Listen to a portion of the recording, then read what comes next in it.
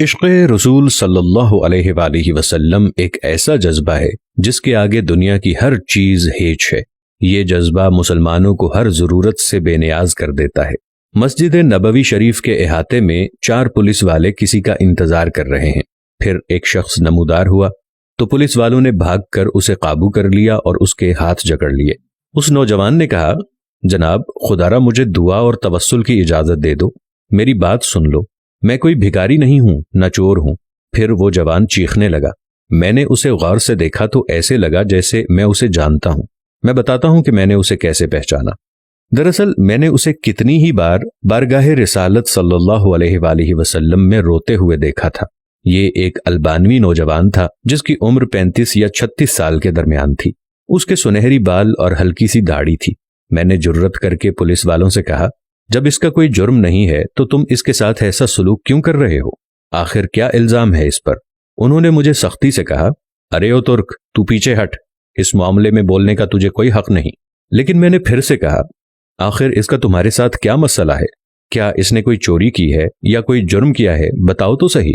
ایک سپاہی نے کہا، نہیں، یہ بندہ 6 سال سے ادھر مدینہ شریف میں رہ رہا ہے، لیکن اس کا یہ قیام غیر قانونی ہے۔ ہم اسے پکڑ کر واپس اس کے ملک بھیجنا چاہتے ہیں، لیکن یہ ہر دفعہ ہمیں چکمہ دے کر بھاگ جاتا ہے اور جا کر روضہ رسول میں پناہ لے لیتا ہے، اور ہم اسے حد ادب کے باعث اندر جا کر گرفتار نہیں کرنا چاہتے تھے۔ میں نے مضطرب ہو کر پوچھا، تو اب اس کے ساتھ کیا کرو گے؟ کہنے لگے، ہم اسے پکڑ کر جہاز پر بٹھائیں گے اور واپس البانیہ بھیج دیں گے۔ وہ نوجوان تھا کہ مسلسل روئے جا رہا تھا اور کہہ رہا تھا کہ کیا ہو جائے گا اگر تم مجھے چھوڑ دو گے تو؟ دیکھو، میں کوئی چور نہیں ہوں، میں تو کسی سے بھیک نہیں مانگتا، میں تو ادھر بس محبت رسول میں رہ رہا ہوں۔ پولیس والوں نے کہا، نہیں، ایسا جائز نہیں، تمہارا قیام غیر قانونی ہے۔ نوجوان نے کہا کہ اچھا، مجھے ذرا آرام سے رسول اللہ صلی اللہ علیہ وآلہ وسلم سے ایک عرض کر لینے دو۔ پھر نوجوان نے اپنا منہ گنبد خضرا کی جانب کر لیا۔ پولیس والوں نے کہا کہ چل، کہہ جو کہنا ہے۔ نوجوان نے محبت بھری نظروں سے گنبد خضرا کی طرف دیکھا اور جو کچھ عربی میں کہا وہ نوجوان کہہ رہا تھا، یا رسول اللہ، کیا ہمارے درمیان اتفاق نہیں ہوا تھا؟ کیا میں نے اپنے ماں باپ کو نہیں چھوڑا؟ کیا اپنی دکان بند کر کے یہاں نہیں آ گیا؟ اور میں یہ عہد کر کے یہاں نہیں آیا تھا کہ آپ کے جوار رحمت میں رہا کروں گا؟ حضور، اب آپ دیکھ لیجئے، یہ مجھے یہاں رہنے نہیں دے رہے۔ یا رسول اللہ، آپ مداخلت کیوں نہیں فرماتے؟ روتے روتے نوجوان بے حال ہونے لگا۔ اس کی ہچکی بند گئی، پورا چہرہ آنسوؤں میں ڈوب گیا۔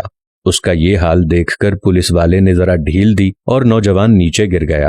اسی اثنا میں ایک پولیس والے نے اسے ٹھڈا مارتے ہوئے کہا، او دھوکے باز، اٹھ، ہم تمہیں ابھی ڈیپورٹ کریں گے۔ دوسرا پولیس والا آگے بڑھا، لیکن نوجوان نے کوئی رد عمل ظاہر نہ کیا۔ میں نے پولیس والوں سے کہا، لگتا ہے یہ بے ہوش ہو گیا ہے، یہ نہیں بھاگے گا، تم پانی لاؤ اور اس کے چہرے پر ڈالو۔ اس کے چہرے پر پانی ڈالنے کے باوجود نوجوان کوئی حرکت نہیں کر رہا تھا۔ پولیس والے گھبرا گئے۔ ایک نے کہا، اسے دیکھو تو صحیح، کہیں یہ مر ہی نہ گیا ہو۔ دوسرا پولیس والا کہنے لگا، اسے ہم نے کون سی ایسی ضرب لگائی ہے جس سے یہ مر جائے گا؟ پھر انہوں نے ایمبولنس والوں کو فون کیا۔ وہ ادھر سامنے والے 7 نمبر گیٹ سے ایک ایمبولنس لے آئے۔ رضاکاروں نے نوجوان کی شہرگ پر ہاتھ رکھ کر حرکت نوٹ کی اور نبض چیک کی تو کہنے لگے، اسے تو مرے ہوئے کم از کم 15 منٹ گزر چکے ہیں۔ اب پولیس والوں کی یہ حالت تھی کہ وہ جیسے مجرم ہوں، نیچے بیٹھ گئے اور رونے لگے۔ وہ منظر بھی دیکھنے والا تھا۔ ان میں سے ایک تو اپنے دونوں زانوؤں پر ہاتھ مارتے ہوئے کہتا تھا، ہائے، ہمارے ہاتھ کیوں نہ ٹوٹ گئے، کاش ہمیں معلوم ہوتا کہ اسے رسول اللہ صلی اللہ علیہ وآلہ وسلم سے اتنی شدید محبت ہے۔ ہائے، ہمارے ہاتھ ٹوٹ کیوں نہ گئے، ہم نے اس عاشق رسول پر کیوں اتنی سختی کی۔ اس کے بعد ایمبولنس والوں نے اسے وہاں سے اٹھا لیا اور جنت البقیع کی طرف تجہیز و تکفین والے حصے میں لے گئے۔ غسل کے وقت میں بھی وہیں موجود تھا۔ میں انہیں کہتا تھا، مجھے بھی ہاتھ لگانے دو، مجھے بھی اس کی چارپائی کو اٹھانے دو۔ جب جنازہ تیار ہو کر نماز کے لیے جانے لگا تو پولیس والوں نے مجھے کہا، ہم نے جتنا گناہ اٹھایا ہے بس اتنا ہی کافی ہے، اسے ہمارے سوا اور کوئی نہیں اٹھائے گا، شاید اسی طرح ہمیں آخرت میں کچھ رعایت مل جائے۔